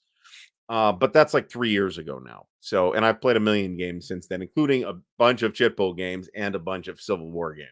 So I'm probably screwing this up somehow. But GBACW I've played slightly more recently, and it's also a chit pull game. And like that, there's like a couple of special chits that do certain things that go into the cup, and then each formation will get a number of chits in the cup, which is itself determined by a separate chit pull of efficiency values, which are then modified by the leader of that formation to determine the final number of action chits or activation markers in Richard Bergian that go into the cup. So what this means is, for one thing, the overwhelming majority of chits that you pull out of that cup are going to be formation activations. Now you can pass, and sometimes you do, because if you're using the fatigue rules, which I would never play without, then if you run your guys all the way down to fatigue 4, it's a problem. Um, but Poland, I agree. Poland Defiant is a hidden gem, Hexy. I'm in 100% alignment with that. But just looking at, I agree. Revolution Games has very good component. I don't know if I'd say great, in the sense of like most fearful sacrifice, great, but they're real solid, right? If you want mounted maps, Some people get really bent about games that don't have mounted maps, and I personally don't understand that because I'm going to put it on under Plexi anyway, right? So, so there's that. But um, so the vast majority of the chits that you're going to pull out of the cup in GBACW are just going to be formation activations, which you may or may not actually execute. And you execute it by brigades, by the way. And then there's a brigade activation where you can activate multiple brigades at a time, and it's difficult to do, and it depends on leadership characteristics. Um, you can, in a large game like, say, Gettysburg, have a shit ton, particularly when you start getting into second day, a shit ton of chits in that cup. So I mean, I don't know what the count would be, but it'd be 50, 60 chits in that cup, right? It's a lot. Okay. I mean, it's a huge battle. You'd expect that, but it's a lot. So bear that in mind. But beyond this, yes, they are both chit pull. But just saying they are both chit pull might make you think that they're more similar than they are. They're not super duper similar. Okay, long street attacks. Again, this is my personal choice of Blind Swords games. This is the second day at Gettysburg. Great Rick Barber map. Very fine counters, which I this is the prototype, Harmon. Why is this picture still up there? These are the final counters, and they look considerably better. And I want to say these are Charlie Kidler counters. Beautiful game. It's got a lot of meat to it. In the context of Blind Swords, where you're kind of not getting any more mechanical heft, but you're getting kind of more to do because there's more decision space, because there's more stuff. So it's a decent sized game. It's 2 maps and 2 counter sheets. Does that sound right? Might even be 3 counter sheets. Doesn't say that here. That sounds right though. I think it's 2 maps and 2 counter sheets, 3 counter sheets. Sorry. I need the new one as well, and I would love to get the new price. That'd be great. Operation Battle Axe, Whale versus Rommel, 1941. So this is pre-Monty, bear in mind. June in the North African desert. I'd have to kind of figure out what operations that represents. Well, presumably it's Battle Axe, but Battle Axe itself was fairly short, as I recall. But I might be mixing it up with something else. I don't know. 2 to 3 hour playtime. This is another Mike Granella game. Is it Area Impulse? Sure looks like it. Yep, Area Impulse mechanism. Okay. Well, so on the one hand, did Seas of Thunder have a mounted map? I didn't think it did. I thought it had 2 unmounted maps. Am I nuts about that? I didn't watch any unboxings of that. I didn't get the game. I'm opposed to hideous maps, so there's that. Yeah, Carl says that Battle Axe was 3 days. That sounds right to me. It's been a while. We had a lot in my head. So if it's a 1 map game, I'm not going to object to a mounted map unless the presence of that mounted map makes it impossible to fit all the stuff back in the box after everything is sorted out. That's annoying. But a lot of people do like mounted maps. And again, if it's 1 map, it doesn't bug me with that one caveat. But if it's multiple maps, no. I'd much rather have a paper maps. Even in the 4-inch box, man, even with the 3D printed trays, I'm gonna be hard pressed to get all of Pacific War in that box with those 2 huge mounted maps. So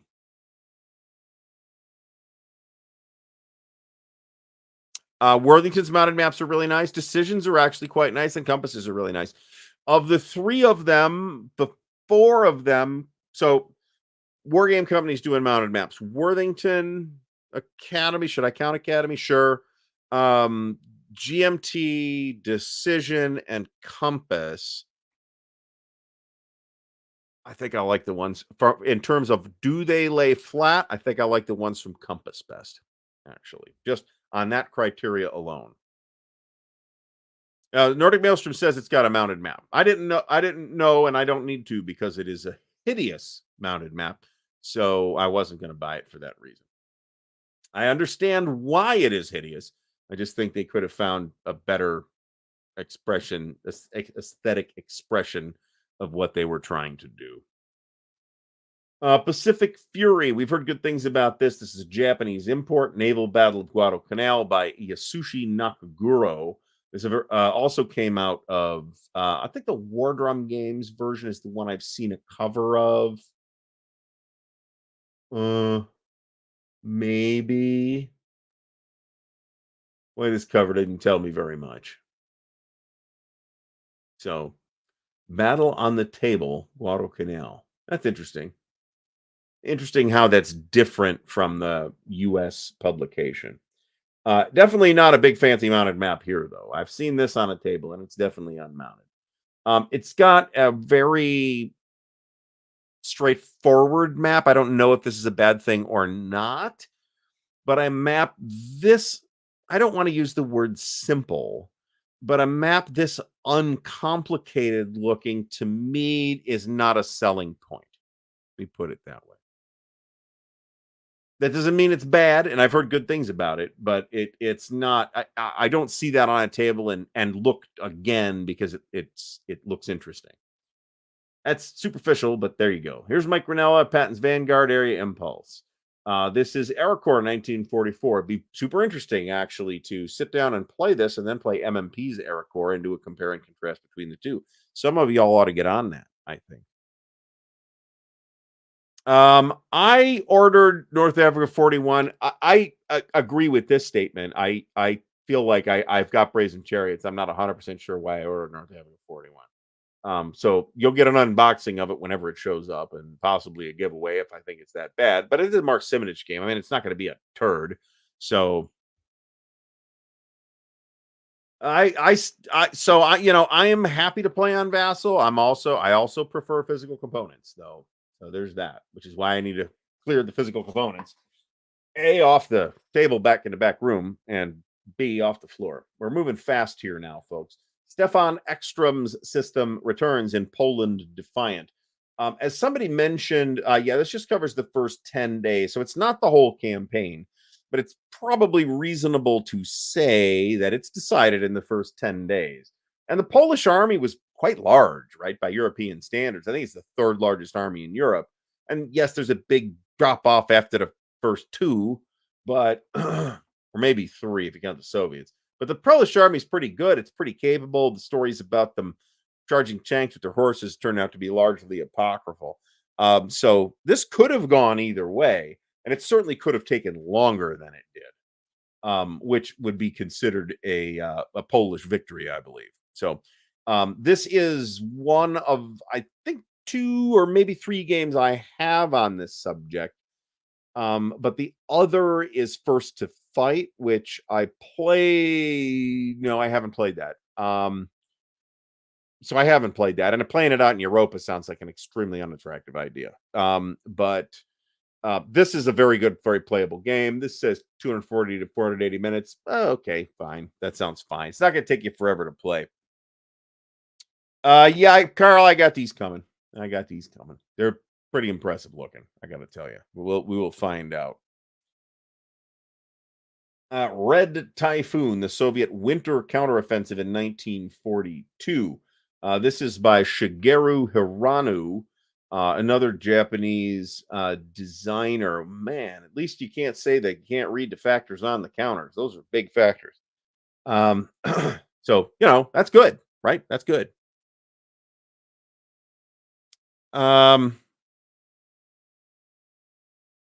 I don't think it is. But what is? I mean, what do we say is the operational desert war game, right? The ultimate desert war game, right? There's some selling points to Desert Fox Deluxe that only apply to a couple of other games, including one of Mike Ranella's games. Shifting Sands is the one I'm thinking of. The interesting thing about Desert Fox Deluxe is it covers the whole thing from 41 to 44. I think it's 41 to 43. It actually starts in, historically, the campaign starts in, I think, May of 1940. But most of the interesting stuff starts happening in the stuff everybody knows about, at least starts happening in 41. We've played War in the Desert, and I had a good time with it. It's Europa, so you got to take that into account. Not Noah, not no other Stigler, but there's not many. Like I said, Shifting Sands, there might be one or two others. Shifting Sands and War in the Desert are the ones that do. I think the day of Africa Core has passed. African campaign is kind of Jedco's answer to Africa Core. I'd probably rather. I haven't played it, so I don't know. But I'd probably rather play African Campaign than African Core, and I would definitely rather play DAC 2 than Africa Core or African Campaign. Desert Fox Deluxe is ambitious. Let me put it that way.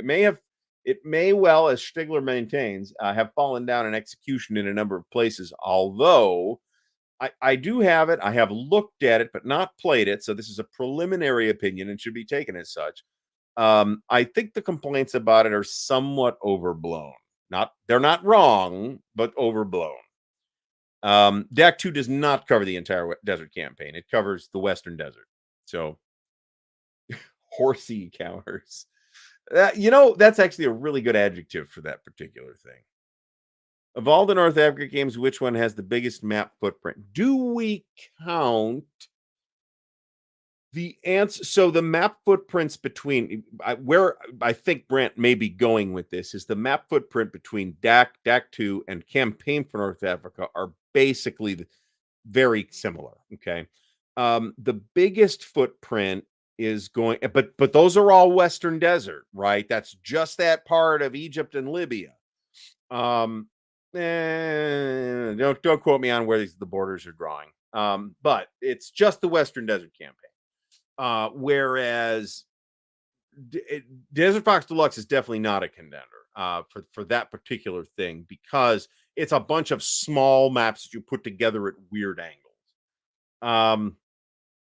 The biggest one, and again, the big difference is this covers all the way out to Casablanca, is probably War in the Desert, but I'd have to figure out how much Desert War stuff is contained in TSWW's Mare Nostrum, because if it is in there, and John Longshore would know, then it's probably a little bit bigger because it's 15 miles to the hex to Europa's 16 miles to the hex. Now, that doesn't make a big difference when you're talking about the Nile Delta, but when you're talking about the entire northern coastline of Africa, that difference is going to add up, right? So I believe your answer is going to be TSWW Mare Nostrum. Yes, this is also true. DAC, like all gamers, I don't want to say all, but almost all games from the gamers or Dean, has an excellent scenario selection. We got to move here, folks.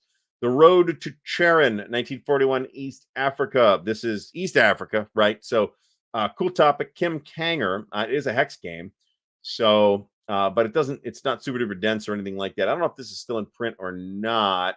This cannot be the Revolution Games version, right? Well, it doesn't say that on here, so I don't know. This is another one of these where there's no versions here. Well, this says Revolution Games 2013. Okay, we'll make that assumption. And then it came out in Chinese from Banana Games in 2019. So that's going to be, no, there you go. There you go. Even the box looks like a Revolution Games. I'm becoming confused.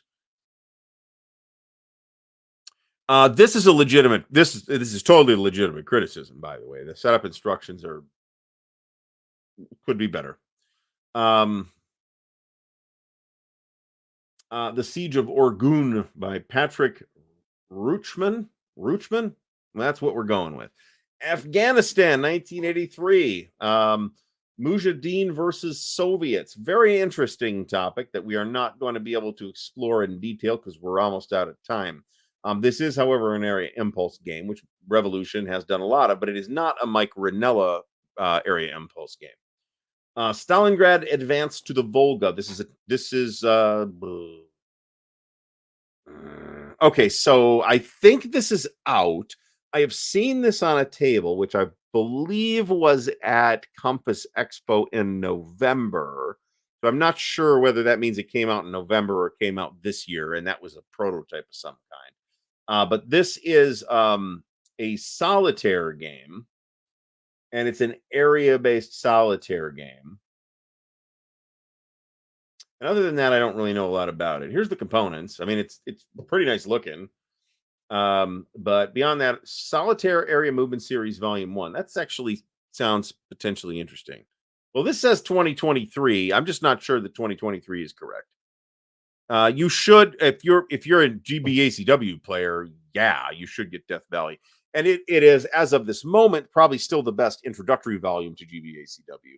It's got big battles, but it's got plenty of small battles as well. Oh, Jesus, I didn't know this. Jonathan Dyer says that Road to Charon was expanded in a recent Legion War Games release, La Primogenita. I didn't know that that was descended from Road to Charon, actually. So thank you for that information. A lot of people are going to say that their definitive, let me throw this in, that their definitive North Africa game is Africa Core. That is completely understandable. I just don't agree with it. Stonewall's Sword, the Battle of Cedar Mountain. This is Herman Letman Blind Swords, and it is Cedar Mountain and not Kernstown, which is called, Kernstown. But this is the one of the two games in the series that don't have a cover look to match the black cover of the rest of the series, which upsets my OCD very much. But I do have this, haven't played it yet. Rick Barber map looks great. Thunder at Dawn, the Battle of Wilson's Creek. This is 2021. This is the other one that came out alongside Bull Run. This is also a Claude Whalen game, who apparently had a very busy 2020. Haven't played this one yet either, and it is Wilson's Creek. Wilson's Creek is a Trans-Mississippi battle, which you don't see a lot of Trans-Mississippi battles in Civil War battle games. Hint, hint, Stigler. Although I think Dick mentioned that as well. Wilson's Creek could be a good one. It's a great looking map. It's Rick Barber and all that stuff. So it looks good. Thunder in the Ozarks. This one I have played. This is P Ridge. This is Western Theater. Is this Trans Mississippi? I think it is actually. This is where I don't want to give you commentary about the battle and then look like a dope. I've already looked like a dope enough tonight. But I have played this. This is the one that there's playthrough video of. Okay, well, there you go. So Brant specified that it went on pre-order the week of 117 and was shipping by 221. So that's fast. Revolution Games does not dick around with this though, where it's like, it's been 10 years since we put this on pre-order. So we don't need to worry about that. I did see a prototype of it, but I assume it now, based on this context, that it was a prototype that I saw at Compass Expo. Assuming I'm remembering that correctly. All right, so this is intriguing. Warsaw 1920, Lenin's failed conquest of Europe.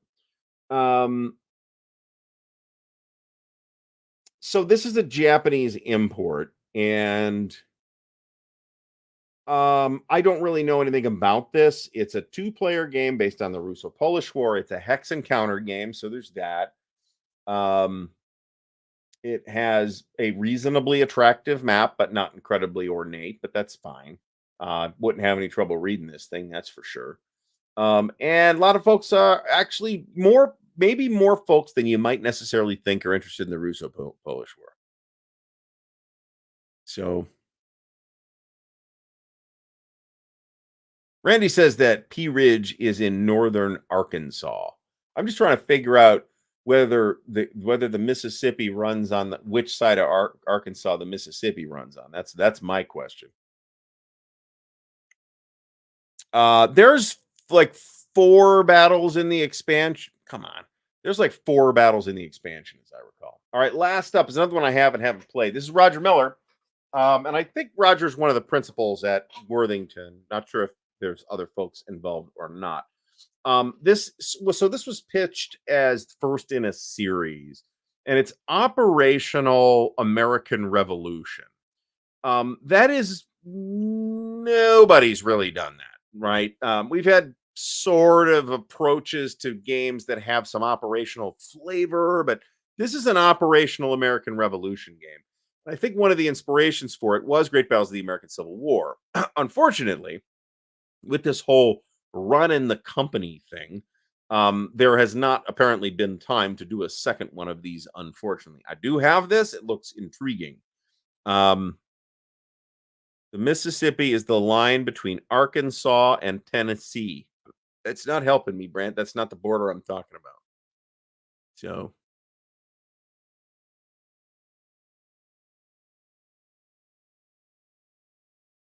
well, it's not underpriced. It's priced at what GMT decided to price it at, right? However, in terms of which I think is what Stigler here is trying to say, in terms of value, it is outstanding value for the money. And you can also always check Gray Rooster LLC for the best available price. You can check Miniature Market too; they still have GMT stuff, so that's worth checking. And I'm pretty sure the expansion is still available too. So, all right. So we're obviously not having our best night ever tonight. Although the viewers have been very kind for the most part. So thank you so much for that. Let me get rid of this since we've closed that window. So I want to thank everybody for coming out tonight. Like I said, there should be three videos this week if we include the live show on Thursday. So we're going to have an unboxing on Thursday, which ought to be Battles in the East #1, which I'm now much less confident in my ability to get in one counter tray. We should have the Harn video that's uploaded. The Harn video for tomorrow is uploaded. And I'd like to get the final Mr. President video done this week. But if I get it done this week, it means it's going to be out next week. So we'll see about that. So I would like to thank everybody once again for coming out tonight. Please do remember to thumbs up the video and subscribe to the channel if you haven't already. Big shout out to the patrons of Ardwulf's Lair who really, really, really, really help a lot. And I don't feel like I don't feel like I'm emotionally